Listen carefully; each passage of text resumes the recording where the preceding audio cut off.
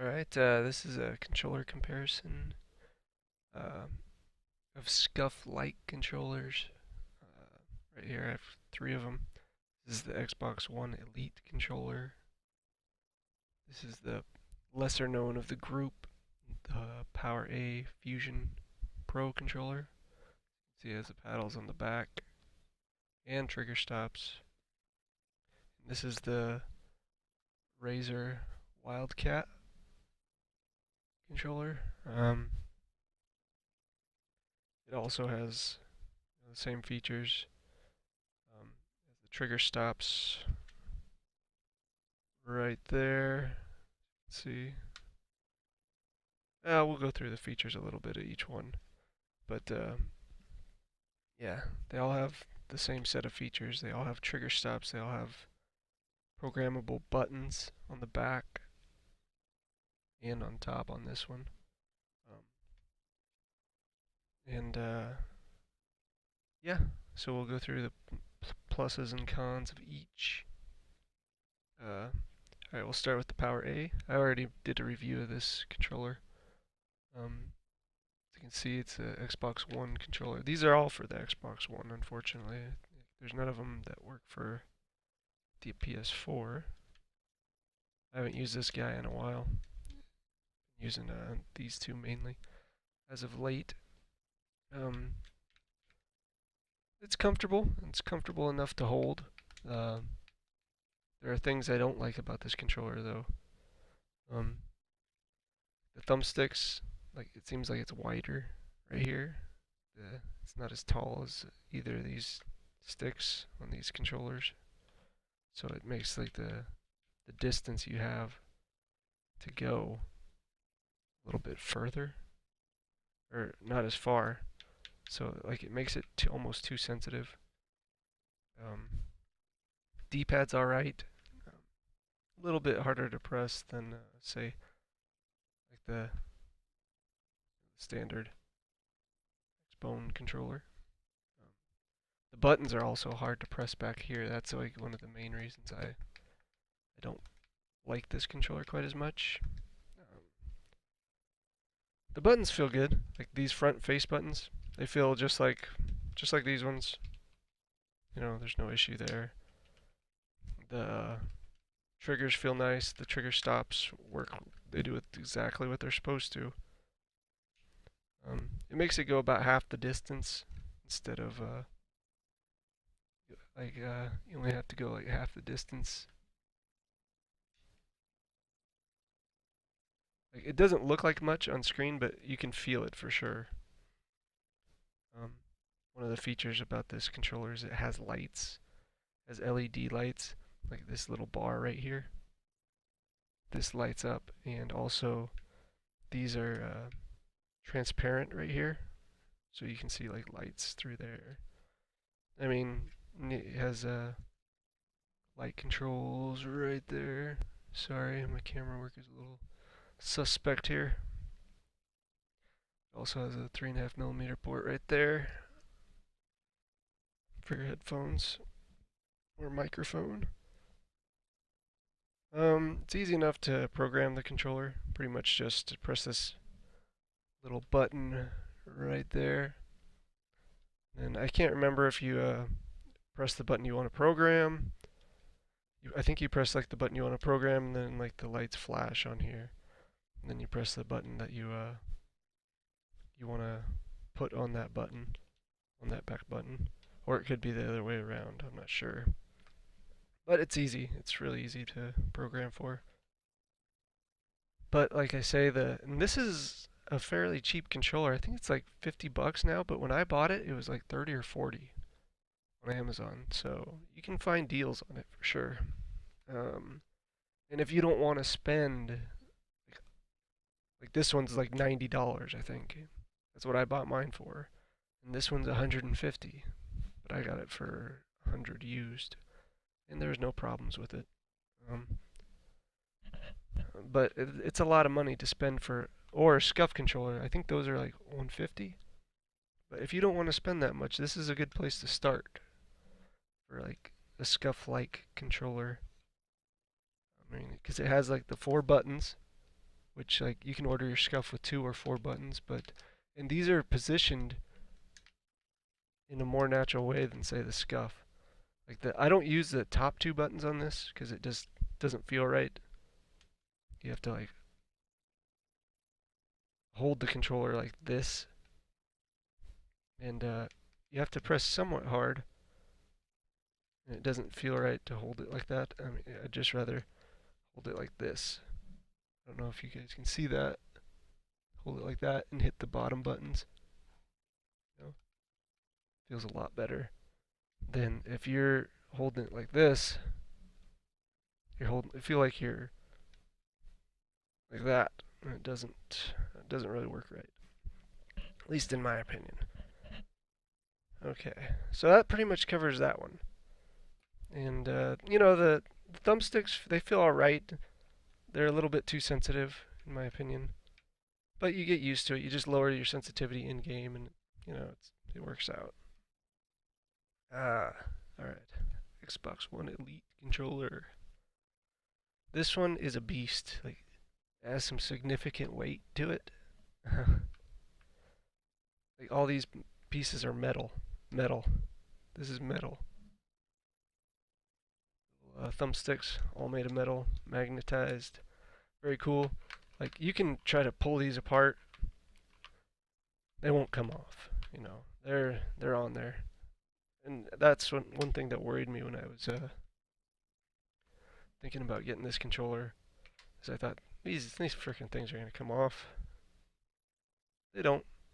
It's well built, and this one has 2 profile settings. Like you can see that little button right there slides. You can have your different profiles set up. Has the 2 has 4 paddles actually. 2 of them are in here. I just used 2, but and as you can see, it comes with a bunch of accessories. Comes with a couple other, well, 2 domed thumbsticks, different heights, and it comes with 2 taller, 2 taller concave thumbsticks. So yeah, and it also has the 2 other paddles with it if you want to put those on there. And like, I like this controller because like you don't have to press those buttons hard at all. It'll do your jumps for you. Well, that's what I use it for, jumping and sliding in Call of Duty. Yeah, it works really good.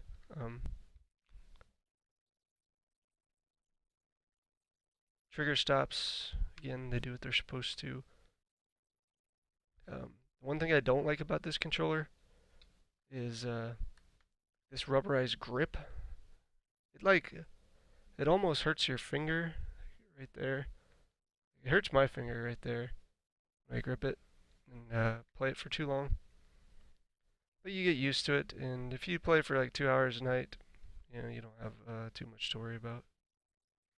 But I just wish it wasn't quite as grippy, because it kind of wears on your hands a little bit.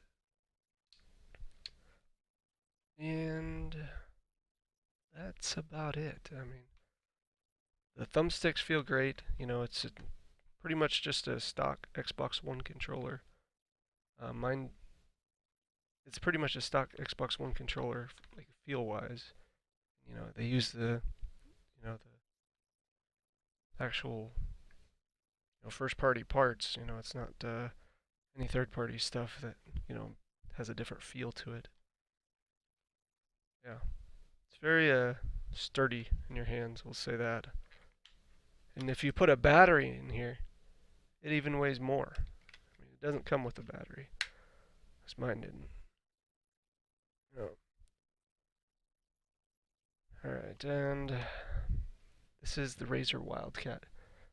It's like lesser known compared to the PowerA controller and the Xbox One controller. And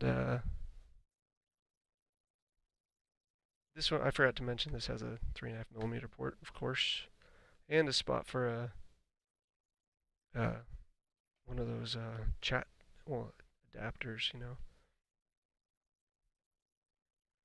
If you wanted to put one of those on there, if you had one from the past. I mean, they're kind of nice because you can, you know, fool with the volume control instead of having to go through the menu and doing it. Um, this is the Razer Wildcat, and it also has trigger stops right here.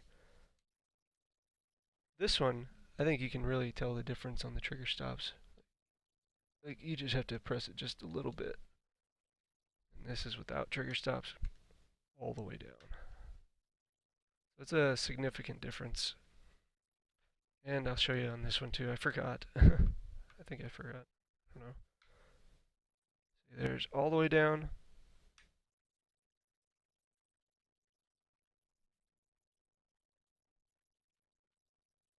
And that's all the way down.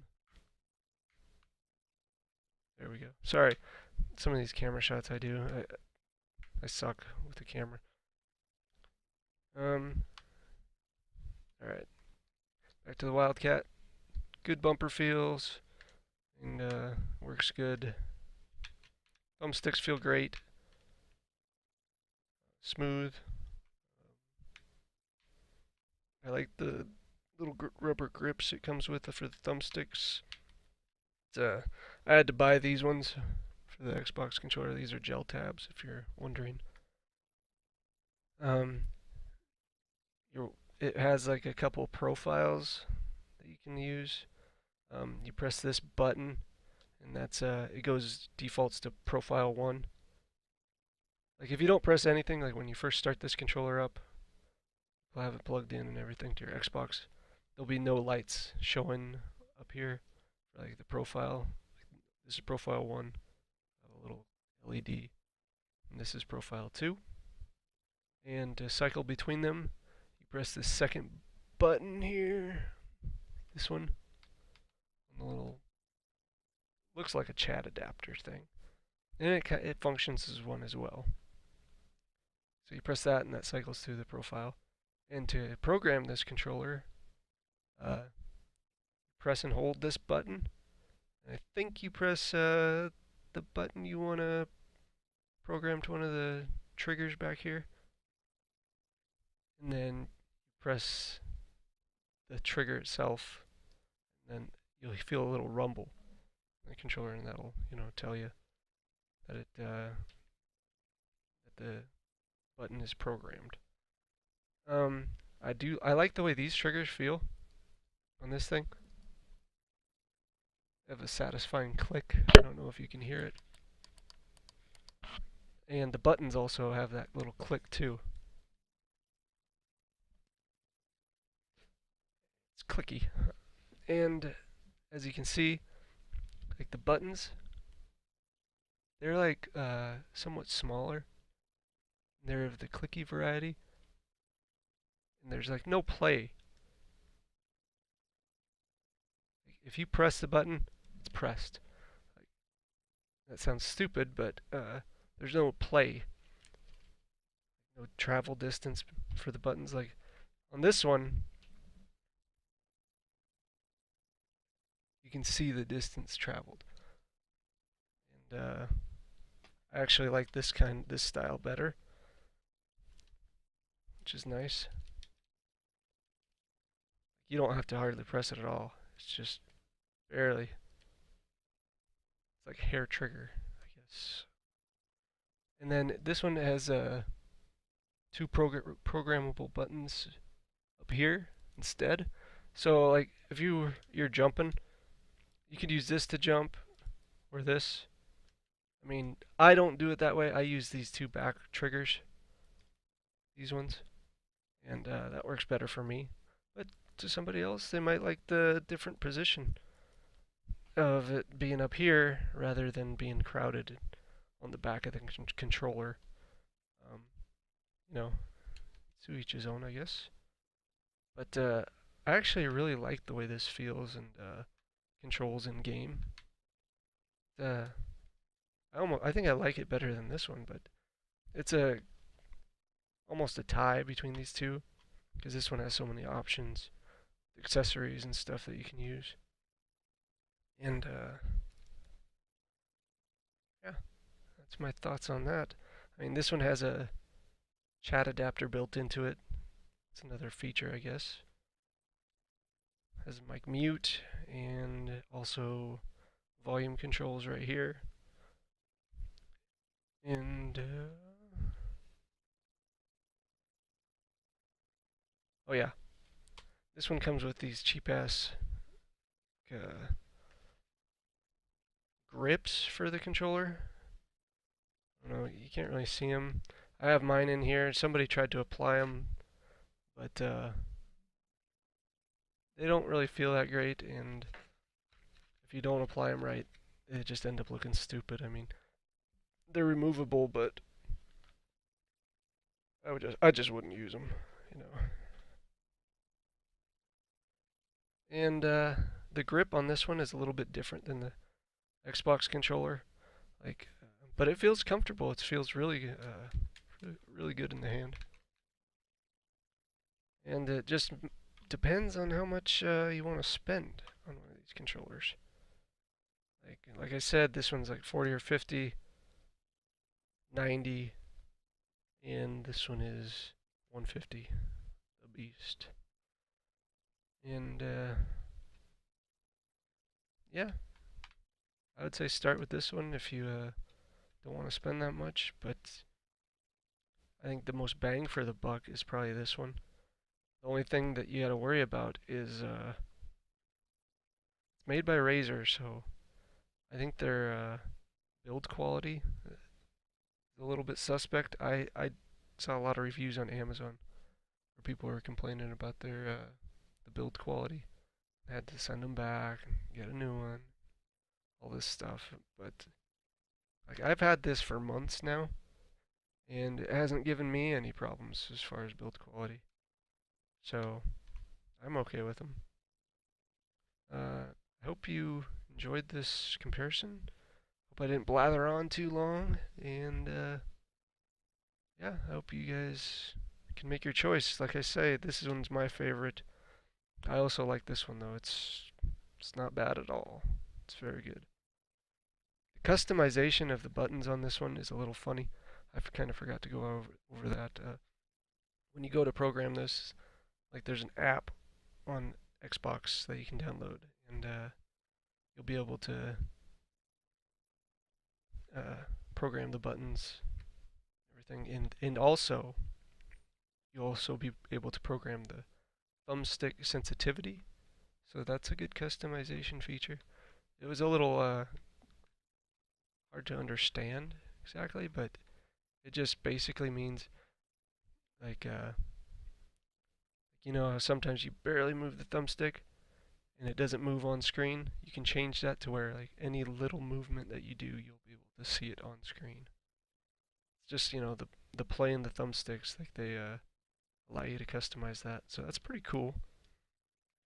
And yeah, that's about it. Uh, like I said,